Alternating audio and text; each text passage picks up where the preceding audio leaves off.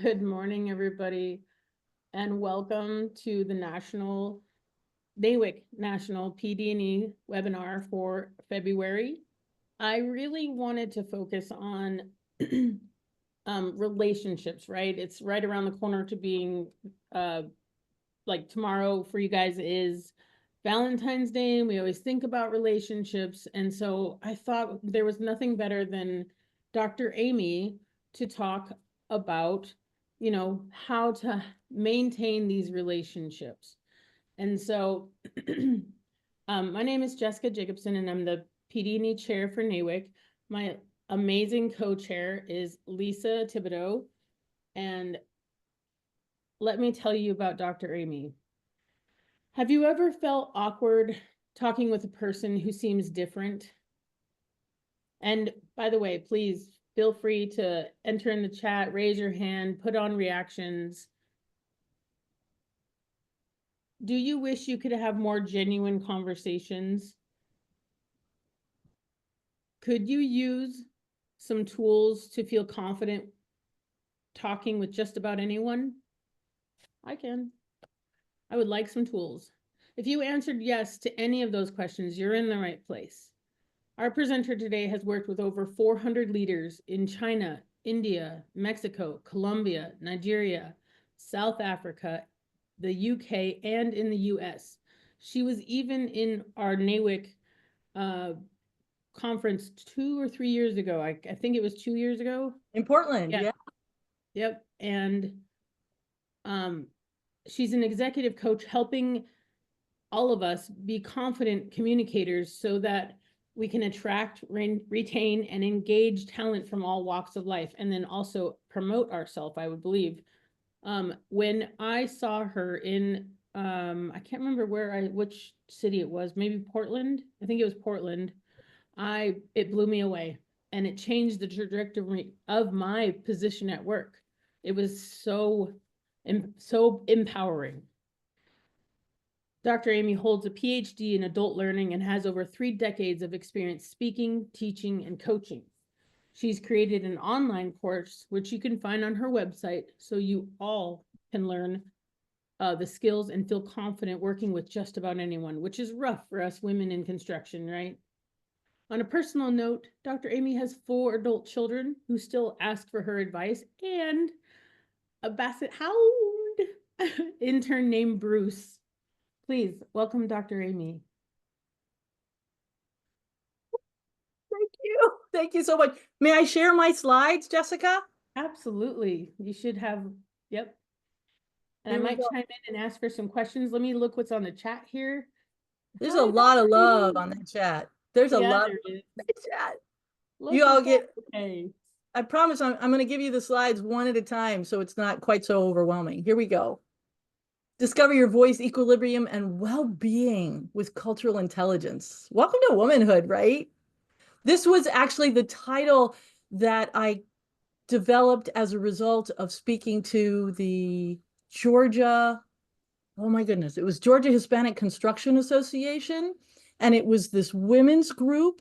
And I'm telling you, there were a couple of hundred of Latina women in the room, and you have never experienced such beauty. They were dressed to the nine and such love and such passion for their work. And it was just extraordinary, not just voice, equilibrium, well-being. They just embraced it. And here is the intern that Jessica mentioned. He's actually sitting right underneath my desk right now. So he's a little bit of a silent partner, but I just wanted you to know that this is the dude that's in my life. That him and Cyril, of course, my husband. So here's the agenda, because forever the educator, I just want you to know what we're doing today. We're going to take a contemplative moment, and I promise that'll make more sense in a few minutes, but I know that women do more before 10 a.m. than most people do all day long. So we're going to just get grounded. I'm going to share a story with you, and we're going to develop some common vocabulary based on that story. And we're going to uncover what makes it hard to speak up in certain situations. You're going to get 3 tools today that you can start using right away.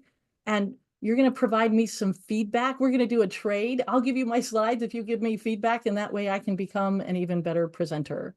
And then we're going to discuss your questions and insights that come up. So here we go. Let's start with that contemplative moment, which is another way of starting with you. So if you would join me, take a deep, slow breath all the way down to your belly. Sit up straight and ground your feet. If you'd like to lower your gaze down to your heart space, you can hold your hands over your heart and imagine holding a baby basset hound puppy right there in your hands. It's just that tenderness that you would feel with the ears kind of flopping over your hands. That's the kind of tenderness that you give you. Any thoughts that come up in this next minute, you just send them down to that heart space, because you are so worthy of this dignity and tenderness.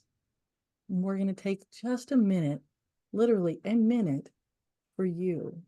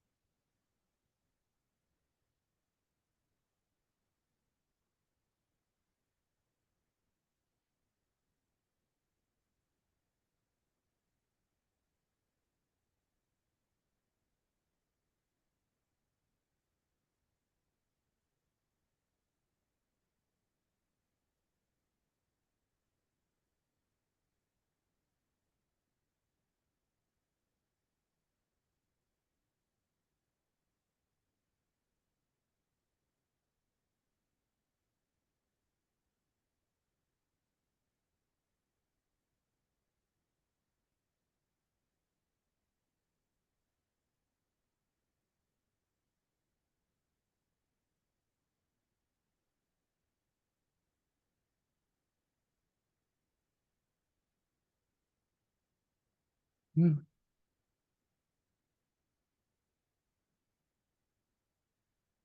Thank you. Thanks for taking care of you. So what I'm going to do is share this story with you, and then I'll just ask you what resonates from that story. And if you would, save your questions and insights that you put in the chat box more toward the end. It's not that your questions aren't vital to this work. You're the most important, and your questions are valuable. And I want you to write them down, and I may be able to get them answered before we get to the end. And then any other questions that come up, just write it down. We'll get to it. And if we don't get to it, I'm an email away. So thank you for taking this moment to be with me. So this question of how do you speak up, particularly when somebody's coming in hot? That's the question that Jessica had. Not Jessica, but actually Jessica. Jessica is the vice president of operations for a mid-size engineering firm in the San Francisco Bay Area. She's one of 7 owner-operators of this organization and the only woman on that leadership team. And Jessica said to me in her coaching session, she said, I don't know how to respond when somebody says, you just hired her because she's a woman. She said, it drives me ballistic because, for this particular project manager position, I interviewed 2 men, 2 women, and the woman was by far the most qualified. And I said to her, are you bringing this up? Is it a specific person who said this to you? And she said, it is. And I said, that can put you on the defensive when somebody talks to you like that. And she said, it totally put me on the defensive. In fact, when he said that, I didn't know whether to defend my position and potentially alienate him or just drop into silence and kind of suggest I agree with him. And I said to him, I get it. That's quite a conundrum.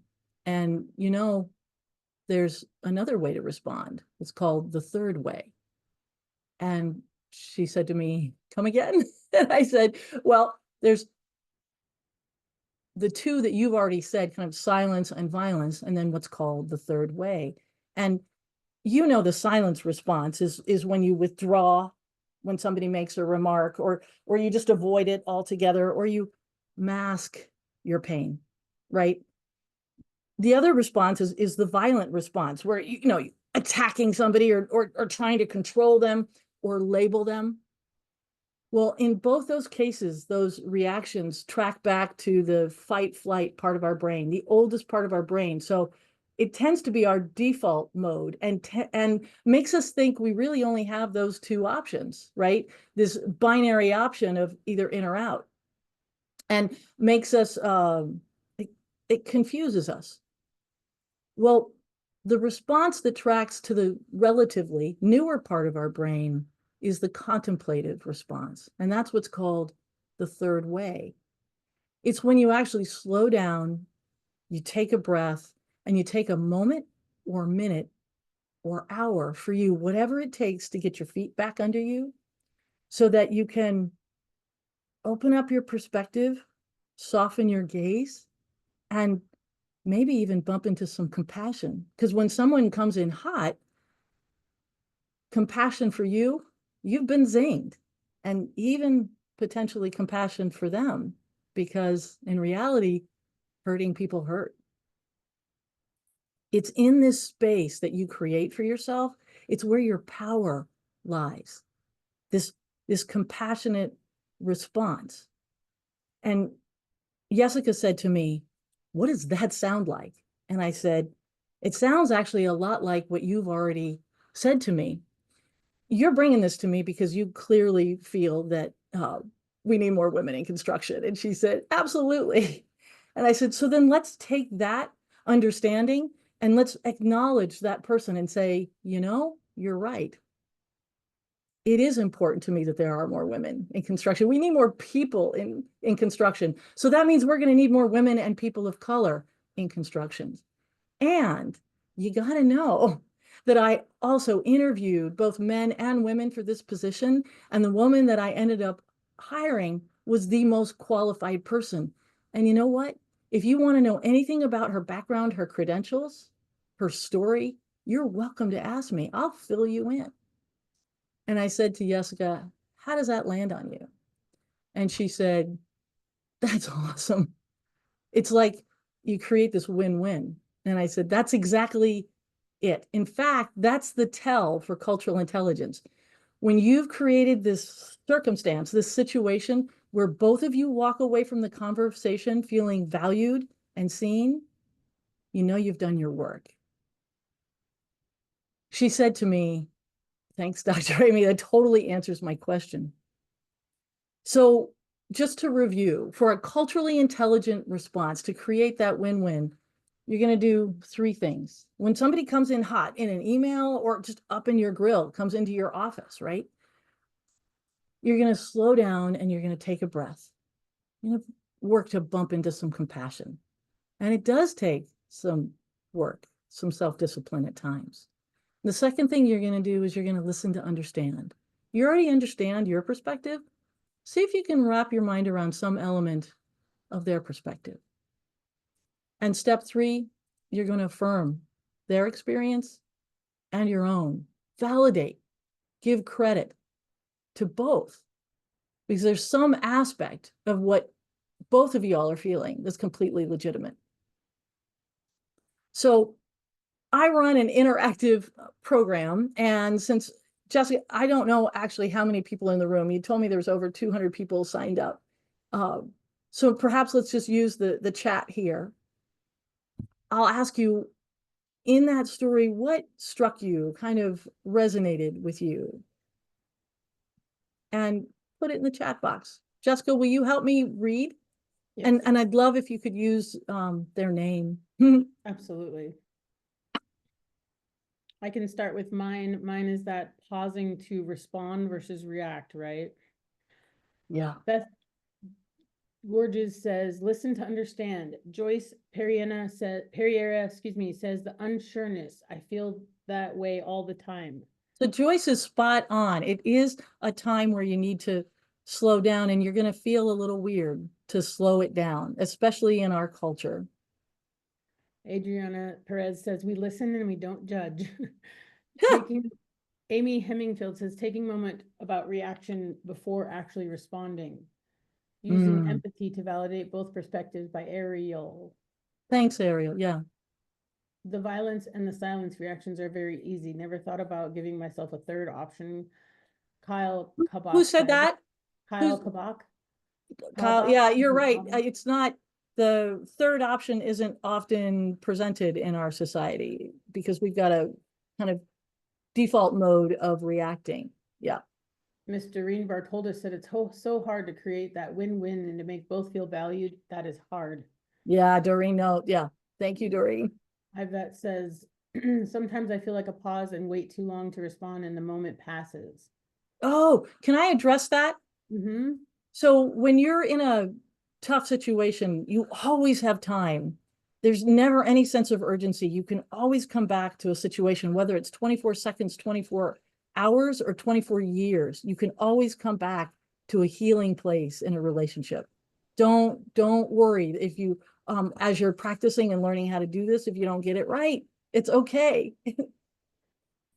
Fernanda, where'd she go? Padilla said, having compassion for both sides is a great idea. That resonated with us. I believe there's more than just her on there. Yeah. Practice being quiet and really listening before responding. From Carmen I see Fairy on the Perillo? What is that? Yeah. Yeah. Seek first to understand, then to be understood by Lynn Hewitt. Yeah, Lynn, you're right. So Lynn, just so you know, our inclination is to be understood, and then we'll go about understanding other people. But you actually are spot on. You want to flip that. And if you want somebody to understand you, you're going to have a much better shot at it if you understand them first, because you're the one with cultural intelligence anyway. So use your power. Overriding the anger and the fury, the disbelief at someone's audacity. Kelly Grelis. Kate Lowe said, meetings are so short, it's easy to never be able to add a comment or feel like I interrupt in order to comment and add value to a meeting. Kate, you're spot on. I actually have a book coming out on May 14th, and I actually address and give ideas for slowing down a conversation. So we can definitely talk about that. And then Christine said, being able to have presence of mind to take that breath when instinct is to fight back, defend, or walk away. Yeah, Christine, you're spot on. Hey, Christine, I'm glad you're here and could make it. You're right. Taking that breath is where your power is, and just taking a long, slow, deep breath actually allows everyone in the room to do the same. And then two more. We have stop before responding and understand more about the person you're speaking with. And that says Mitzi. That's all I can see there. Yeah. And then Carmen said, again, control emotions and make an effort where the person's coming from. Good. Hey, so Carmen, you bring up a good point. There is a perception that we're controlling our emotions. You can't control emotions. It's actually what you're doing is noticing and naming them, and that takes their control away from them. So when you notice how pissed off you are, for example, or how upsetting or just how sidelined you feel, when you notice and name it, it's no longer in the driver's seat, and you're slowing down and helping yourself, inviting yourself to move into this space. Then you're in charge and your emotions aren't running you anymore. Carmen, you bring up a great point. Is that the last of them, Jessica? Awesome. Yep, that was the last one. Thank you. So I'm going to put some cultural, Jennifer says, can you let them know what emotions you're feeling? That's a great question. Let's, can you make note of that, Jen? And we'll unpack that together at the end, because I'd love a specific example for that. So I'm going to put some cultural context around it by giving you some common vocabulary. And I know Doreen and the people who have seen me talk before know this part of it. But this is so vital. So in the chat box, just real quick, when you hear the word culture, what comes to mind?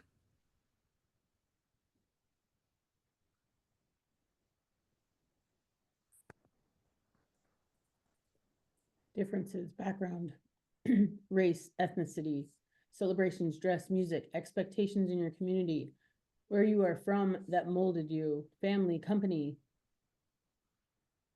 the atmosphere and people Oh, they're around coming you. in hot. Y'all are amazing. Habits, Habits, customs, society. values, traditions, people who are different than you. Eleanor's got it, a community of people who share similar experience. None of these are wrong. Doreen's got behavior. Maureen's got company environment. Absolutely. This is the definition I'm working with right here. Culture, it's a set of attitudes, values, goals, behaviors, all of what you've mentioned that a group of people have in common. And there's visible and invisible culture. Nothing you don't know, but we don't say it enough. Culture isn't something that you can put your hands on, but you can definitely feel it when you walk through the door. You know what I'm talking about? And just to give you a visual that perhaps will help, there's this visible part of culture, everything you know, the foods, the laws, the institutions. And then there's invisible culture, the stuff that's below the surface, norms, values, beliefs, assumptions. And just so you know, brains love this visible culture stuff, right? This is why we go to Chinatown in San Francisco or Little Italy in Manhattan in New York. We love visible culture. It's why we even celebrate Cinco de Mayo, which isn't too much of a legitimate holiday, but in Mexico, I used to live in Mexico, but really, we love it in the United States. So, but below the surface stuff, that's where intercultural misunderstandings occur when we haven't gotten to people's stories and understanding their values and their assumptions. So that's part of what we're addressing today. And there's two levels that every culture has. The dominant culture, the groups that's the most powerful, widespread, or influential, they're the ones making the rules for everyone else. It's the non-dominant culture, a distinct group that coexists, but it's subordinate to the more dominant group. And it's subordinate because any number of reasons, right? Race, nationality, gender, generation, all of it. So for example, if you have children that go to school, right? And perhaps in the United States, you know that some kids get on the bus to go to school and they leave your home, the safety of your home. Well, your home has a culture, and they get on the bus and there's the culture of the bus. They get off the bus and they walk into school and they're walking into the culture of the school. That culture has been established by the principal of the school. And then they're going to walk into yet another culture, the classroom, which is a non-dominant group within the larger organization. It happens in places of worship. For example, the flower committee in a church, the pastor puts in place the dominant culture, and then all those committees have subordinate cultures.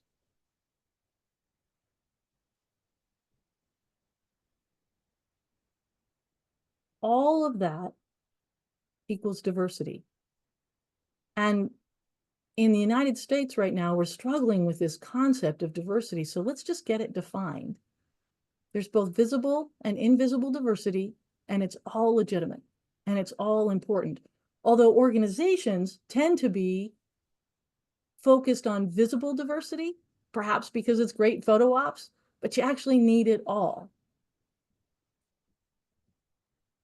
And then diversity is important because how you look, how you come across to other people, and women so know this, impacts your productivity and your ability to reach your potential, your safety, health, and emotional well-being, and your ability to navigate educational, financial, and legal systems. So I just want to give you an example of how diversity impacts. So in the United States, employees of color not only encounter more negative incidents than their white counterparts, they also miss out on experiences that leave them feeling good in an organization. So there's more reasons to leave and fewer reasons to stay. That gap in positive experiences between employees of color and their white counterpart is a 10 to 15% difference in attrition. That's pretty significant. So that means retention isn't just about avoiding negative experiences, but it's also about having positive experiences.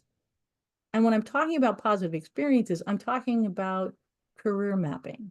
I'm talking about regular feedback. I'm talking about having coffee, getting a mentor. We're not talking about really extraordinary things that you don't already do every day.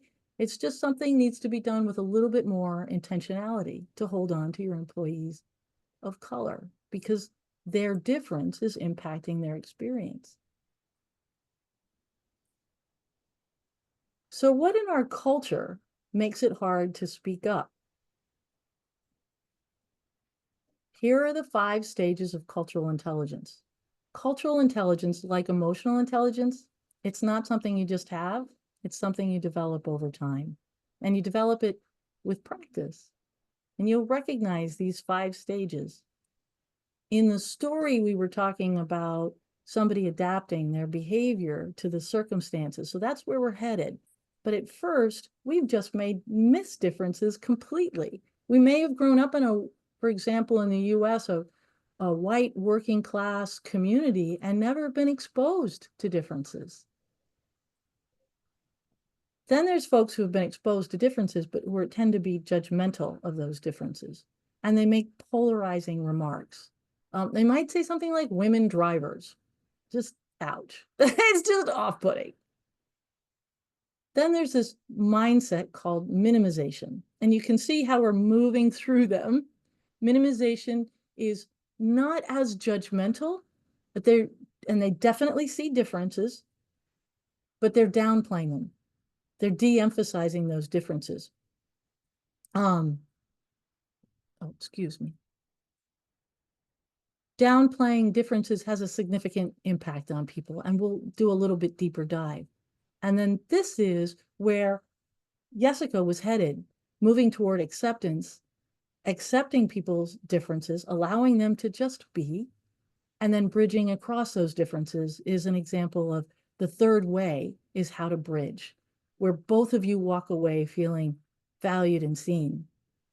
Now, just to give you an understanding of these stages, it's a bell curve. For my math people in the room, 65% of the people who take the IDI around the world are inadvertently and sometimes intentionally in minimization. This is what we're doing to one another, both within the US and around the world, in our organizations, in our communities, and in our homes. It's only actually about 15% who are in polarization and acceptance, and about 3% who are in denial and adaptation. So we actually have some work to do if we're going to be able to start practicing this third way. It's not hard work, it's just intentional work. It's slowing down and taking a breath. So minimization is so rampant in society, it's not a character defect. This is a cultural default. If you're inadvertently minimizing people, it's not a character defect. This is what we were raised to do. So I'll give you a little bit more about minimization. What you're doing when you're practicing minimization is you're focusing on what we have in common, which sounds like such a good idea. The intent is wonderful and the intent is good. And the problem is it assumes that Jessica's experience is the same as mine. She's in Australia, I'm in the United States. We look different, we're different generations. We probably have different education levels, 2 very different women. But you know what? We're not assuming that our experiences are like one another's. And we're definitely not dismissing differences, but that's what we do when we're practicing minimization. And it pressures people in your organization, in your community, into assimilating. And it makes people feel invisible. This is why employees of color or people with disabilities or people who are neuroatypical leave an organization, quite simply because they feel invisible. So this can sound like if a child falls down on the playground and a parent says, "Get up, you're fine," that's minimization. We actually don't know if they're fine. If your spouse says to you, "Oh, this too shall pass," we don't know if it'll pass. That's minimization. You might hear somebody say, "I don't see color." Well, that's not possible. You do see color, and it can hurt. It's a lot like saying to Jessica, I don't see your womanhood. How you come across to other people has a direct impact on how you're treated in society. It can sound like if a man says to a woman, that's not sexism, is it? Well, it's none of his business. If it is to you, it is. None of that is likely to be intentional, but it's what we do to make people feel better. And it actually has the opposite impact. So I'll just ask you to take a moment. How does minimization impact you, the people around you? What is coming to mind? Is there anything kind of off the top? Doreen is saying that it makes her think about men apologizing for cursing when they realize there's a woman in the room. This happens so often, Doreen says. Thanks, Lexi. Yeah, that is the impact. Carmen says you don't feel valued. And Lisa says, it makes me feel not seen, invisible. It really does. It makes people feel marginalized, insignificant, Leslie says. Makes less seen, exactly. I don't know how to pronounce her Miss Cargill's name. Ferrerio. That is, all of that is the impact on people. Kyle says, sometimes this can make me feel angry. It's like they are on the precipice of understanding, but won't make the final step into allyship. Yeah, yep. Well, welcome to minimization. They don't know that there's this opportunity to accept and adapt. And when you don't know, to Elizabeth's point, it's ignorance. They just don't know. And Kimberly says, it makes me feel like I'm wrong. Yeah, minimization does make you feel less than, like you're wrong. And Fernanda says, it invalidates my experience and my entire background. Amen. It does. Amber says that yeah, can make her feel defensive. That's kind of where I land. Yeah. I was actually having a hard time putting it in words, like how it makes me feel. I mean, just overlooked, you know, or and then I get defensive because I'm overlooked. Yeah. Look how normal you are. And you, when you don't know minimization's in play and somebody is making you feel less than, you want to blame them and you want to lash out at them, and you don't realize this is our cultural default. The lovely thing about having these stages, kind of just knowing that they're out there, you can stop in on some level blaming people for minimizing and go, oh, they're doing that shit again. Right? And you can say, you know what, this is actually what I need right now. Molly says it makes you question your intelligence in comparison to the people in the room. Yeah, it is imposter syndrome. Ashley says makes you feel like you're not part of the team. And Lisa says makes you feel alien, not fitting into the mold. Right. Well, the whole point, Lisa, of minimization is to make people assimilate to the dominant culture of the organization because it's easier. Not really. It's not really easier. Ultimately, it's not easier. But now that you know that's in play, I want you to know specifically how this impacts women. And this is particularly important to me. I want you to know what's in play in our society. So in the United States, you probably know that we just so lift up equality and fairness, almost to a fault. And we want to treat everyone the same. Well-intended, but it hurts. Treating everyone the same, it hurts. And that's minimization. Meritocracy is minimization. Because if you don't know what you prefer, you're going to hire somebody that's like you. So you have to be a little bit careful about how meritocracy comes into play with minimization. So here's what's going on. 70% of voices in media around the world are male, predominantly white. Welcome to Hollywood, right? Men have a lot of influence in society still. And just as an example, parents and teachers, and I'm both, I'm a parent and I'm a teacher. We interrupt our girls twice as much as our boys. So we can't actually just blame the men. We are complicit in this. I had to take a deep breath when I first learned that. So there's this fundamental bias in play that women are inherently less worth listening to than men. And that takes a toll on women. And I saw it in the chat as self-criticism, self-loathing, self-denial, imposter syndrome. As if that's reality. The status quo favors male voices, so leaders, men and women alike, inadvertently silence dissenting opinions and perspectives, including women's. I remember one of the first times I realized that I was a parent and teacher. I've got 4 kids, 3 of which are women now. And when I first learned this stat about a decade ago, I remember putting my hand on my husband's shoulder at the dinner table and just quietly inviting him to let her finish. And slowly, slowly, we realized how much we had an opportunity to let the women in our family finish their sentences, make sure their voices were heard. So the question is, how do you stop minimizing yourself and other people? This takes practice.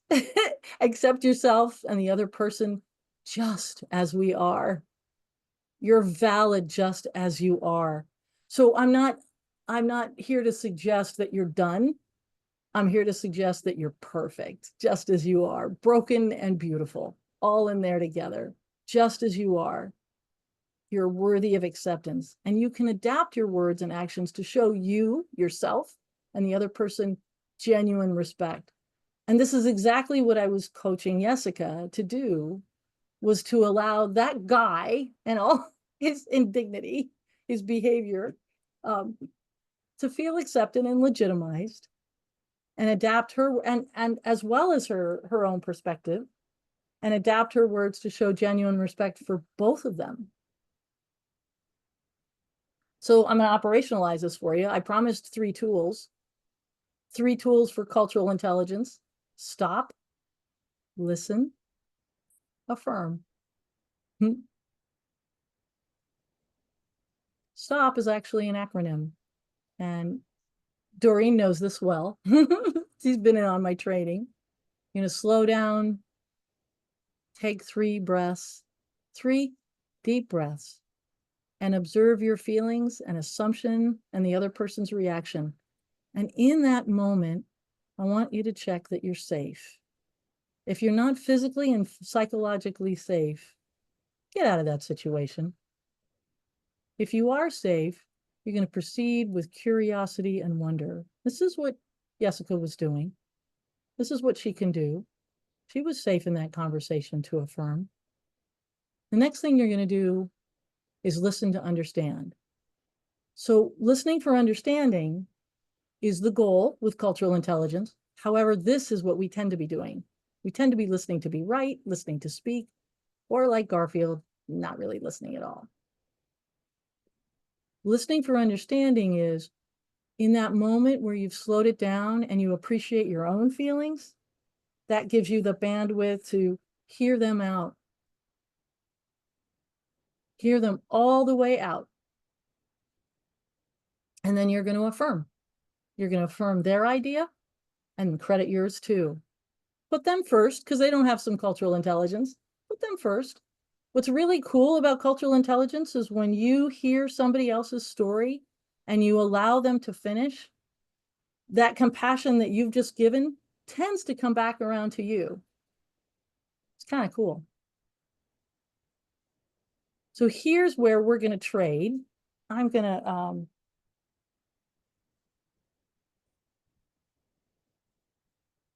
to give you a link in the chat box.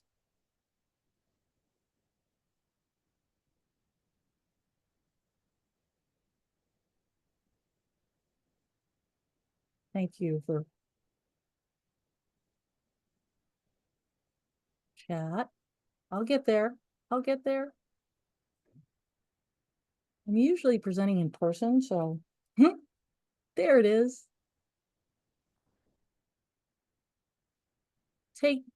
Literally take 2 minutes to give me some feedback, and then we're going to have a conversation. We're going to unpack this stuff together.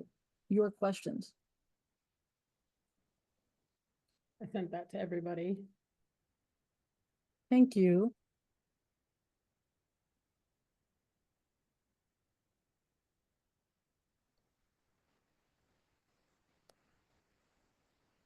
probably could have shared that with you in the first place. I'm sorry, Jessica. No worries. And so you want the participants to click on this and give some feedback. Yes. It takes literally 2 minutes. Give me some feedback so far, and then we're going to unpack it together. We still have another 19 minutes to be together. Thanks for sharing it. And I'm just going to be quiet for a moment.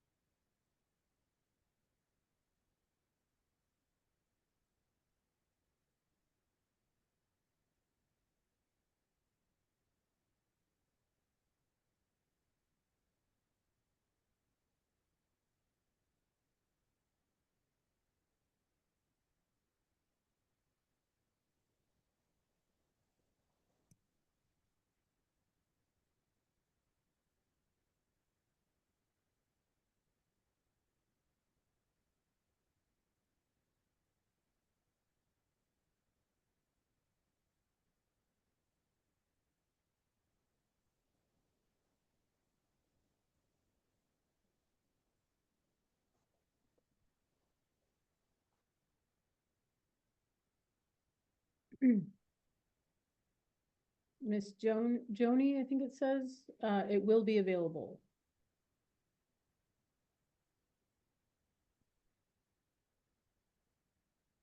Hey, as you're wrapping that up, I'm going to share with you the 7 signs an organization lacks cultural intelligence. One of these, or a couple of them, may resonate with you. Pick one that kind of stands out and we'll unpack it together. Colleagues or clients. I'm sorry, Jessica? I just had to say out loud. She says, Doreen said, I feel this is so valuable right now. And I said, me too. Doreen, you know I'm coming back to you. I'm going to find out what's valuable. So when an organization lacks cultural intelligence, colleagues or clients feel excluded and conversations are stifled. You can see minimization in play in these. Groups and departments have some infighting going on, and diverse talent isn't attracted, retained, or promoted in the organization. New markets are suppressed, employee engagement is low, and turnover is high. So pick one of those, and what we'll do is apply those tools to one of those scenarios. And now, if you'd like, you can, Jessica, do you have to give people permission to speak, or can people speak up? What I'd like to do is, for my neuro introvert, my neuroatypical or my introverts who would rather use the chat box, please do it and we'll read it. If you're a person who likes to speak up, more extroverted, I don't have a problem with that. Either way, I would just love to hear how you can apply this tool to overcome this minimization. I believe I need to unmute them, but let's see how it goes. I'll see So they need to raise their hand? Yeah, I think so. Okay. So feel free to use the chat box or to speak up how you could use these tools. This is the application. And Doreen has raised her hand. Hi there. Hi, Dr. Amy. Oh, so glad I was able to.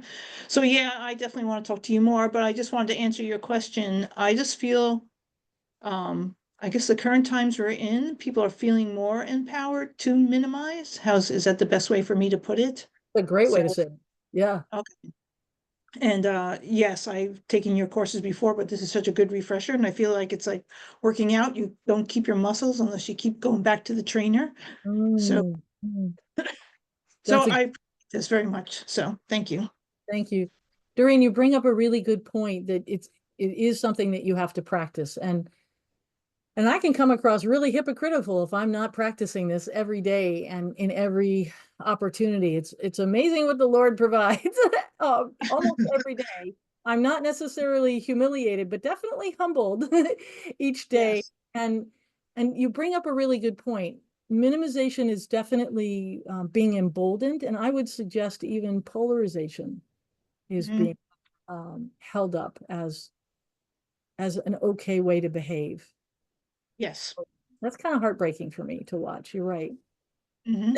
This is, I guess, Doreen, this is why this particular story is so important for me, because I was really, really happy to be able to explain to her that you don't have to react with silence or violence when people are coming in hot.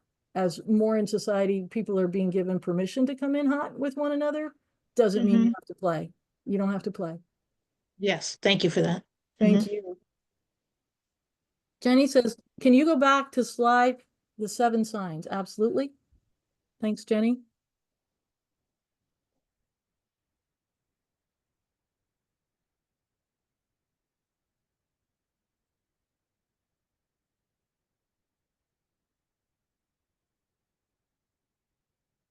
So what questions do you have for me?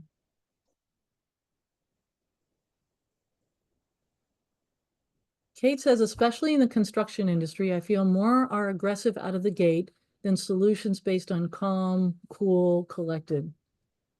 What's really cool about these stages, Kate, of cultural intelligence is while aggressive behavior may be emboldened, like I just said to Doreen, it doesn't mean you have to play. And one of the things that's really helpful to know is that in the first 3 mindsets, denial, polarization, and minimization, life is happening to you. And you're kind of stuck with this default position of reacting with silence or violence. When you're moving into acceptance and adaptation, there's almost always time. And the best part is now life is happening for you. So now when somebody comes in hot, somebody makes a dismissive remark, I get to go, here's another opportunity to practice. And it takes sometimes an inordinate amount of self-discipline on my part. And have you ever heard this term, the 24-hour rule? I am so rattled by what somebody will say that I'll just let it go for the time being, but that doesn't mean I'm going to let them off the hook. It just means I need time to get my feet under me. And I have an opportunity to bump into some compassion for myself, because there's no way I'm going to find compassion for anybody that comes in hot until I have felt with me and done that kind of heart holding. And I feel compassion for me and that heartbreak. And when I start acknowledging me and not minimizing me, but really seeing me and loving me as I am in all my anger, all my disappointment, all of that which would be minimizing me, I don't play and I see me. It's incredible how by just not playing into that and accepting me, that's the power. And it's like, oh, it usually does take me 24 hours, but then I'll know exactly how to respond in a way that they feel seen and I feel seen too. This is badass work. It's really fun to set things straight in a win-win scenario. Oh, there's 6 more messages. Yeah. So Doreen put a question up that said, this might be big. What are your thoughts on a company backing off building the diverse, inclusive culture and navigating that? I didn't get the question. I'm sorry. So she said, when now how companies are backing off building the diverse, inclusive culture. Right. Because the DEI initiatives are gone, right? Right. And navigating that. Is Doreen asking what to do? I think so. Oh, okay. We could talk about it another time. I see these other questions are much more individualized, but I think that's, you know, my company has claimed, the one I'm working for now claims they're continuing on and with belonging, but I have a feeling a lot of people are in companies where they're kind of throwing this out. So there's, you Yeah, know, navigating that, you know, and I think that's where people are becoming more emboldened too. right, So exactly. Yeah, thanks. we Thank can you. meet our own needs. And you're right, McDonald's, Walmart, University of Michigan, a lot of them have thrown out their DE&I program. And what's awesome is I don't teach DE&I. If you haven't noticed my pasty white skin, I'm not in a position to do that. What I do is I teach the skills so that everybody in your organization feels valued, heard, and seen. Nobody should be left out of feeling valued, including the men. Nobody Right. should be left feeling, Agreed. Mhm. because at the moment you sideline anybody, you're hurting the organization.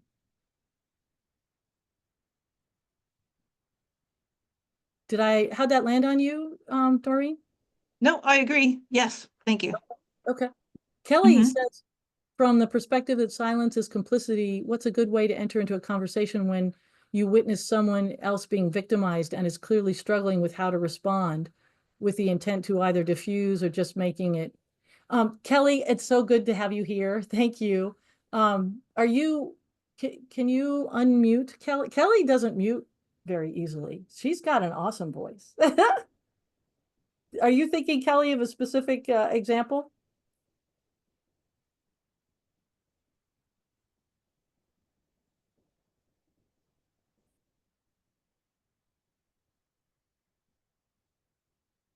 She said, sure, I'm muted. I'm muted.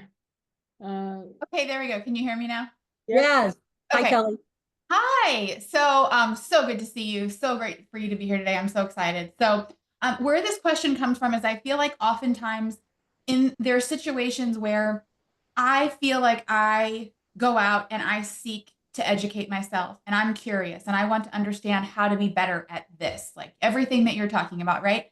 Yeah. But I don't think a lot of people do that because they exist in their own echo chambers and they get their own ideas reinforced and they get their back rubbed that what they are believing and participating in and purporting into the universe is the right thing. And so I feel like sometimes those voices can be louder in certain scenarios, especially if they're surrounded with Yes. like-minded people. So I'm thinking like, say that I'm on, and I don't think I've ever ridden public transportation, full disclosure, but let's say I'm on a bus in New York City and I see someone, a group of people bullying someone verbally because they're wearing a certain piece of religious garb, let's say, okay? And that person is clearly uncomfortable. They're clearly probably not afraid for their life, but they're embarrassed, right? And they're not standing up for themselves. And so I'm not comfortable maybe stepping in and saying, "Hey, you're being real jerks, you know? You need to educate yourself on this person's belief system," right? That's not, those people aren't going to be receptive to that. But what I could do is I could go over and just sit next to her, right? Yeah. And strike up a conversation with her to kind of distract. But in a work environment, it's a little bit different. So what is it? Because, you know, I'm also concerned about my professional trajectory, right? And the impact that that might have and the people that are around. So do you That's have a good point. suggestions? Like what's a good way to kind of intervene in a way that's not inflammatory, but where that person feels supported? Yeah, exactly. I'd love, speaking in hypotheticals like this is kind of tough for me. So can I give you an example? Yeah. So I was in a room that there were about 8 leaders in the room, and there were 2 women. The rest were men, and one of the men was black, and one of the white men attacked him in the group, and not a cool move. He didn't attack anybody else. By doing that, the leader of the organization set his financial institution up for a potential lawsuit. And I just wanted to crawl under the table because they had already been trained by me. And this gentleman, he'd taken the IDI, so he knew his level, his current mindset. I knew he was in polarization, so he had no problem calling people out in an aggressive way. And he was calling the black guy out on I don't know, his apathetic behavior or something. And it wasn't my place as a consultant in that room to speak up at that moment. So one of the things that occurred to me that I could do was just quietly drop my head and shake it. Not nod, but shake, because I wanted to communicate in some way I wasn't in agreement. And it wasn't my place to speak up at that point. And then after this conversation, this dressing down, the group took a break. And I actually didn't go to see that gentleman. The two of them, and the black and the white guy, went out to the hall. So I actually went to another white guy in the room and I said, how'd that land on you? What happened? And he said, that's wrong. And I said, you're the CEO and you're standing here talking to me. And he said, well, what can I do? And I said, what if you were an ally in this case? What if you went and took care of your employee? And he said, how do I do that? And I said, it's going to start with standing with him and taking care of your employee because he's about to be driven out. And he said, I can do that. And I said, yes, you can. So that's an example of a kind of a quiet way to empower somebody. How does that land on you, just Kelly? I think that's fantastic. I mean, that guy was in a position of power already where, you know, he had a little bit more authority. When you're not in a leadership role and you witness it, it's hard because you're worried about doing the right thing, but you're also worried about keeping your job, right? You don't want to make political enemies in the workplace. And so Right. it can get tricky. It can get really tricky. But I think your nonverbal explanation of how you responded, you're communicating how you feel. And you're letting other people know silently that may also feel the way that you do, that they would you would stand with them if they would speak up. Yep. And you have an opportunity. So all of the mindsets are legitimate. The people in polarization are the problem pointer outers in society, and the people who are acceptance and adaptation are the problem solvers in society. And we actually need both. We needed the Malcolm X and the Martin Luther King. Just look who got the holiday. The people who are in acceptance and adaptation tend to take a quieter approach. The people in polarization, ooh, they're loud and off-putting. We need them and we don't like them. But I just want you to know that they're all legitimate. And that behavior that went down in that room, it actually needed to come up and out so that it could start to be addressed in the organization. That's what I mean about life happening for you. It was a really icky, horrible situation, and there was an opportunity to quietly step in. And you'll know, if I hadn't figured out how to respond in that situation, I would have responded within 24 hours, probably some other time. Thank you. Thank you, Dr. Amy. I also know it's 12:58, and I want to let you know that these tools, for some of you, you can take it and you can just fly with it. I know you're ready for it, ready to do it. Awesome. And for some of you, you may still have questions. That's normal because this is deep stuff, big stuff. And I'll put in the chat box of you can have a compliment because you're here today. You can have a complimentary call. Here are the 3 tools. And for attending today, receive a complimentary call, 30-minute call with me. I just put the link in there, and here's also the QR code. And it's 12:59, so if you need to go, I totally respect that. And I'm happy to hang out for another 5 minutes and answer any other burning questions.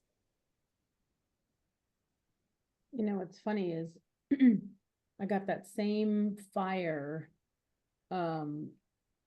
lots of thank yous coming across. I got that same fire within me because it's still happening, right? Even though I'm in a new group with a new, thank you, Jody, a new group and new, yeah, I was just like, oh boy. We do have a hand from Jerry. Jerry's here. Awesome. Hi, Jerry. Oh, I love it. The chat box is lighting up. Thank you so much. I really appreciate y'all being here. Lori and Maria and Joyce and Kimberly, thank you. Can Jerry be unmuted? Can we get Jerry unmuted? She is. Hi, Jerry. Hear me? I can. Oh, thank you. I was saying, thank you, Dr. Amy, for the presentation. It's great to see you. So And I wanted to ask if you can share and maybe or recommend a couple of your blogs, because I love your blogs, and I'm sure that there are several that are relevant to this conversation and presentation today. And then in speaking up, one of the things that resonates from my past training with you is how to say ouch and, oops. Mm. And, that within itself, just like you did a head nod, is an indication of hurt or, displeasure of experience. Yeah. So what Jerry is referring to is if you want to send me an email, I've got 9 guidelines, communication guidelines for an organization to use within their group meetings to take good care of one another. And one of is if you mess up with somebody and you overstep, you just say oops. You don't even have to apologize. Say, oh, can I have a do-over? Or if somebody says something to you that's aggressive, you might say ouch. And asked to circle back with that person after the meeting so that they don't get called out, but invited to address it. And to Jerry's point, I think those communication guidelines actually might be in one of my earlier blogs. I can rustle that up, but I write a monthly blog. And one of my favorite ones that I've written recently is called Don't Ask Why. Did you know that in the United States, why questions put people on the defensive? They're kind of like a hot burner on the stove. You don't touch why. Instead, you say, instead of why did you do that? Nobody knows why they did something, by the way. You might say, what prompted you to say that? Or what prompted you to do that? And they can answer that question. And that way people aren't on the defensive. On my website, empoweringpartners.com, you'll find the way to contact me and all my blogs.